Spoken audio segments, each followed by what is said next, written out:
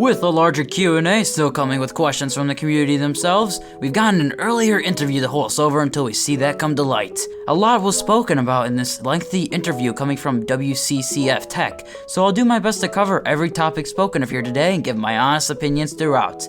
This is going to be a pretty long video, so as always, bam and bam, and let's get raw into the news. A developer interview was released a few days ago talking about a lot of topics regarding their new C-Engine technology, Hordes, ray tracing, next-gen advantages, dynamic encounters, and the game's overall development progress, which is great to finally hear more about. In my last video, I spoke of the many things I hope to see from this game at launch, and this interview goes ahead and confirms some of those things, which I'm greatly pleased by. I hope to see more transparency and communication with the community moving forward, which is the thing Techland plans on doing more according to this interview, with a quote coming from Techland's lead game designer. "We plan to restart our communications very soon, but some gameplay has already been released. We shared a small snippet of the game with the community already in honor of their interest and devotion. We understand that players want to learn more about Dying Light 2. It's the number one game on Steam's wishlist. What? That's crazy actually. But we really needed to make sure we wouldn't start talking about the game too early. Let me assure you that we also felt the community's pressure very strongly, so I hope it'll be easier for everyone." It's good to acknowledge the community's desperation for even a glimpse of something new. For a long time, all we got was nothing. But here we are in 2021 with already more news than we've gotten in the past year. It is really cool to know it's the number one game on Steam's wishlist as well, and I think it helps show how many people really want this game to release, of course, in the best possible and finished form. With new games comes new technology. Techland with Dying Light 2 have upgraded every system of the engine, allowing for more possibilities such as no loading screens. But you don't need to hear it from me. Here's a quote from the senior technology programmer at Techland.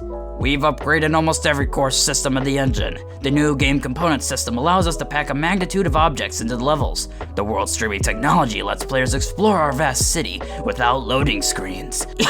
Okay, I gotta stop doing this voice. I'm gonna lose my voice at this rate. "We've upgraded our physics engine to the bullet physics featured in some of the most popular open-world blockbusters. The brand new animation and facial expression system allows us to present lifelike characters. Thanks to the new artificial intelligence system, they not only look but also behave realistically.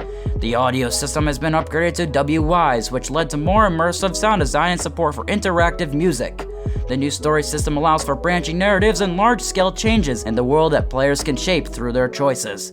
Techland really has upgraded everything with their new C-Engine, allowing for more possibilities and their ambitious vision to come to life, hopefully. With this change in the release of the new consoles, they have a lot of new technology to get used to, which surely has had some effect and led to more delays. But I think in the long run it'll be worth it just to see the advancements and compare and contrast this game and the original. Being able to go from location to location without any loading screens was something I was really hoping for, and is possible with the use of world streaming technology, and I'm glad they're following through with the rest of the industry and making it happen. It's looking like we'll be seeing a ton of more detail in the levels we explore as well with the new game component system, which could mean anything such as improved textures to more physical objects in the environment. For the humans in the world to behave realistically is very important for our immersiveness, and with the help of the new audio and sound design, I have faith it'll be one beautiful looking game, but also beautiful sounding game. One of the questions in the interview speaks of the complexity of the C-Engine and how a recent report mentioned it was one of the reasons for the delays. The senior technology programmer commented on this situation with quotes, "The transition to C-Engine overlapped with the pre-production stage of Dying Light 2. These changes were unavoidable in order to create the detailed world of Dying Light 2. Our developers needed time to adapt to the technology, and our engine department needed time to improve the user experience of the new editor. The early stage of C-Engine's deployment was a difficult period for our production, but it was necessary to fulfill the ambitions of Dying Light 2. As with any big change comes a need for a lot of time for adjusting. I fully understand this as I recently switched from editing thumbnails on my phone to Photoshop, which has really helped me step up my skill and creativity due to the more possibilities to make anything happen. Surely, Techland will make use of this new technology, as we've seen with the comparisons between the 2018 gameplay demo and this new dev update teaser that we got last month. I'd say the differences are pretty significant, especially with the look of Jack's glorious looking face textures. I look forward to seeing more of how far this game has come since its 2018 reveal." When asked about the use of the C-Engine and if the game has been downsized at all compared to their original vision back in 2018, the senior technology program speaks on this topic with quotes. "C-Engine does a great job supporting large-scale open worlds. Thanks to the world's streaming technology, it's not the technology that limits the map size. Tools such as City Builder allow us to quickly cover huge areas with a realistic urban environment that can be rendered efficiently in the game. What actually limits the map size is the time needed to fill the city with unique gameplay challenges, memorable stories, and interesting exploration possibilities. There was no downsizing due to technical reasons. The estimate that the map in Dying Light 2 is 4 times bigger than that of the original game is the most precise estimate that we can provide. The map of Dying Light 2 is much more vertical and gives many more exploration opportunities, so the city feels even bigger than it is. And goes on to say, the main reason we invested in creating City Builder was giving CEngine users a tool to efficiently build large-scale urban environments. City Builder implements a top-down approach to crafting the game world. The user can draw a city plan just like any urban architect would. There is no longer a need to place every wall manually on the map. City Builder automates the tedious, repeatable parts of the map building process and lets level artists and level designers focus on more creative parts. It also boosts iteration times, changes the visual styles of geometry of buildings can be easily propagated across the city. Users retain full control over the look and feel of the city, and they can invest their time into crafting memorable, unique locations and gameplay opportunities, while City Builder takes care of the rest. This way we can craft a more detailed, varied, and unique environment in a regular production schedule. Techland's new rendering technology, which helps with no loading screens, really seems to be a huge step up from Dying Light 1. They're very sure of the fact that the map is 4 times larger than the first game, and from what we've seen, it's definitely not hard to believe them. The more exploration opportunities, the better, in my humble opinion. We could get a huge city scaling miles, but without those gameplay challenges and interesting aspects, all you have is a barren and even more depressing world. I hope Techland makes use of every corner of every building with the new City Builder technology. One thing I wish we saw more of in the first game was hordes of infected, scaling across a far distance. You see small gatherings periodically, but nothing like what we've seen in games coming out more recently like Days Gone, which was praised for how many zombies were on screen at once. The game engine director at Techland speaks of this relation when asked about the possibilities of hordes in the game, and I quote, "We have a different opponent design than in Days Gone. Our AI has more diverse and complex behaviors, and their distribution is also different. Thanks to the new crowd system, we can display more infected than in Dying Light 1. And by using a more extensive LOD system, we have also increased the number of simulated AI. Days Gone, even though it had so much going on at once, the zombie designs and AI all looked very similar to the way they maneuvered and acted from the footage I've seen. The Hordes were also a big marketing ploy for Days Gone to stand out among the marketing crowd of the other zombie games coming out these days, but Dying Light 2 has taken a completely different approach with their infected, hoarding within buildings and in dark zones while then roaming the streets at night. There's also a wider variety as well than in Days Gone from what I've seen, with some walking, running, surely crawling, and for the hell of it, maybe even flying. We'll see. When asked about ray tracing for the PC version of Dying Light 2, the rendering director replies with, quote, "Ray tracing is a great technology. We are exploring new possibilities related to DX12 Ultimate such as VRS. Mesh shaders are rather a matter for the next project. Dying Light 2 will continue to be developed for a long time, so the results of our research will also be visible after the game's release if they significantly affect the quality of the game." The greatest thing to come out of this quote is the fact that Dying Light 2 will continue to be developed for a long time, which is great to hear. This really isn't much of a surprise to me, however, due to how often Dying Light 1 is still updated, but it's still great to see some more confirmation on the future of the franchise. As I've covered on the channel, chances are Dead Island 2 will be next gen only so they can fulfill their ambitions, and at some point I was thinking Dying Light 2 would be going the same route, but I was wrong. The rendering director at Techland comments on this with, quote, "The main consoles have long been our priority. We make every effort to ensure that the game's quality on PS4 or Xbox One is at the highest level. We started testing on the older generation consoles much earlier than in other projects. This is related to the scale of changes to the engine and ambitious plans to create an even larger and more complex game than in Dying Light 1. For as much faith as I have in Techland, it's still worrying they'll be possibly held back by the limited technology of last-gen consoles. I'm just afraid of another Cyberpunk situation, and I'm sure many others are too, rightfully. And I know not to be too pessimistic, but, you know, history is history. The scale of this game is reaching far boundaries with their large ambitions. Surely next-gen consoles and PC are going to look quite a bit better than last-gen whenever they get that update. I just hope they can fulfill their vision entirely without, for example, data streaming issues causing problems on last-gen. The rendering director speaks on next-gen consoles when asked about the capabilities, and I quote, "The new consoles are great equipment. A lot of progress has been made in the area of CPU performance and I/O bandwidth. The new capabilities in GPU speed are also impressive. I think, like any new generation, it takes a while before we learn to get the most out of the hardware. And then goes on to say, when asked if Dying Light 2 will get a performance mode for next-gen consoles, yes, we plan to allow you to choose quality, which includes ray tracing, a performance, which includes a 60 FPS mode, and 4K. As we are working hard on performance, I cannot provide more details at this point. We try to cram as much as possible onto the next gens. This isn't too surprising at all, but it's great they have these options to begin with. The gaming sphere is filled with so many open world games, some better than others. A lot of them really expanding upon what is possible in video games.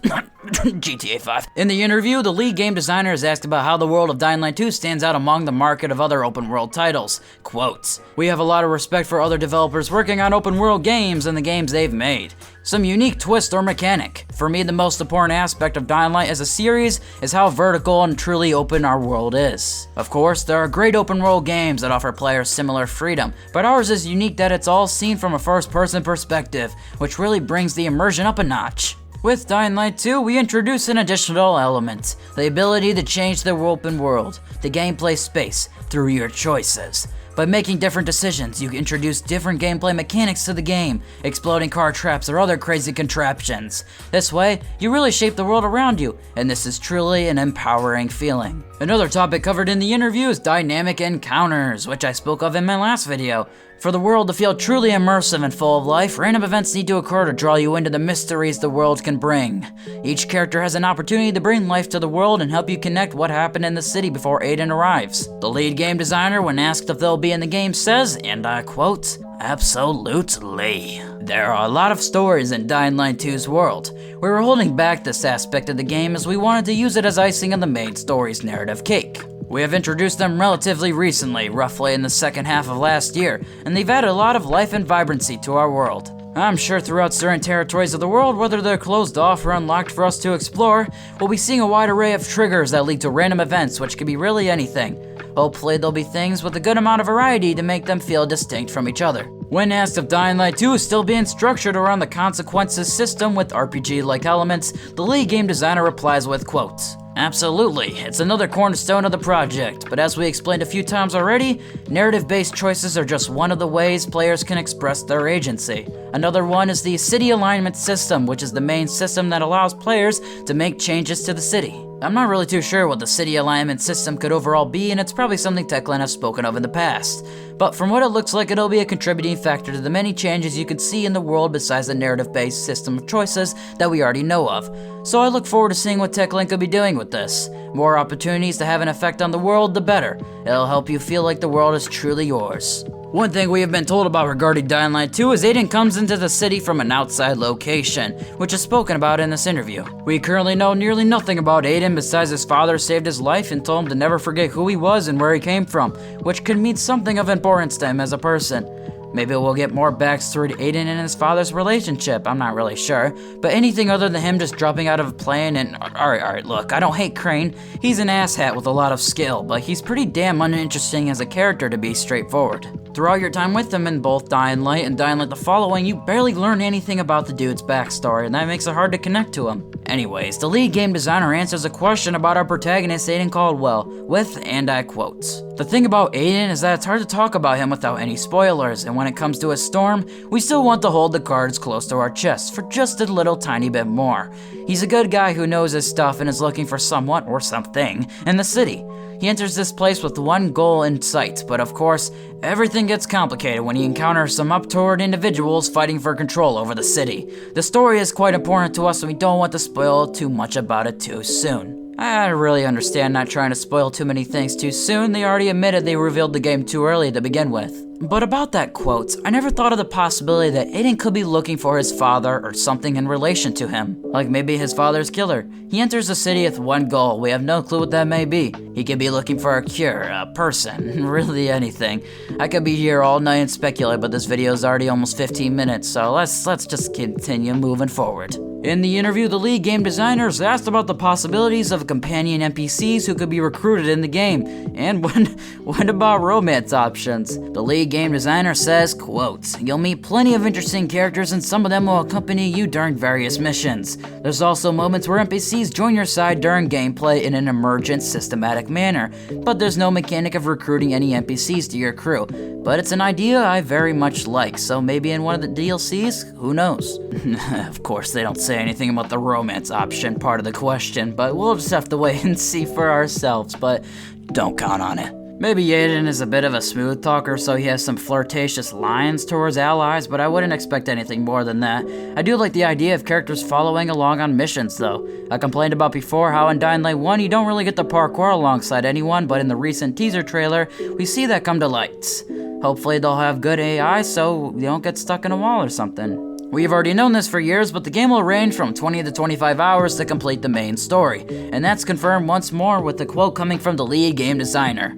"If you rush it, you should be able to finish the story in roughly 20 hours. But to see it all, you'd have to spend 2 to 3 times more than that. Our opening area can last for 7 to 8 hours if you want to explore every nook and cranny, so there's absolutely a lot to play here." I really needed a water break. I'm like turning into one of the shopkeepers right now. You want a deal? Anyways, this is the first time in my knowledge we've heard about this opening area, which may not take place in the same city we'll be exploring the rest of the game. I think it would be really cool if we slowly make our way into the city and then once the prologue is over, we have a vast open world to explore. For all we know, the intro could take place in Haran, it's hard to tell. But imagine the beginning of the game starts off with Aiden as a child walking down the European streets, and then suddenly a siren goes off as cars begin crashing and people eating each other, and this is where Aiden's father saves his life from an attack. To see the effect Kyle Crane had on the world when he first became a mutated infected would be an amazing wish to see play out. Give me your theories and ideas down in the comment section below. Due to the recent articles that have come out about Techland and the development issues, the community's had a negative look at Techland for a while now, in some cases unfairly. The lead game designer speaks on this as I personally myself think it should be talked about a little bit more to give more faith to the community once again, within that quote. I can fully understand why players would be feeling curious or impatient, but it's rather a norm in the game industry that highly talented specialists are constantly on the lookout for new creative adventures. We lose people, we miss them, but at the same time a lot of new energy is joining our team, and it's an opportunity for the whole company to learn new methods and approaches. Actually, for us, it's more stressful to read reports like that. Not many people understand that, but these reports are crushing for the team at the studio, for the hundreds of people that put in all of their hearts to deliver players the best game they can. I've seen so many developers, voice actors, and people in the industry receive death threats over the game not being what they want it to be, and it's truly sickening and fucking pathetic. These people put their heart and soul into a project for years, for us, sometimes a decade for it to be torn to pieces by the community for things going wrong that a lot of the time they had no control over. These people definitely do not deserve to feel that filth from people that they get every day, and I hope we as a community can be critical but respectable human beings. No one deserves to feel their life is at risk over a goddamn video game. And if you're one of those people, unsubscribe and go the fuck outside. You don't deserve these games, clearly. Anyways, that's all I have to cover today. Thanks for listening to what I had to say. It took so long. But here we are, 20 minutes, almost 20 minutes in. We've had so much here to indulge ourselves in, and that isn't even the official community Q&A. We'll have lots more to talk about in the future, so smack that like button, subscribe button if you felt the need to do so. Anyways, my name is Ty, and hopefully you'll stop by for whatever we speak of next time. And peace.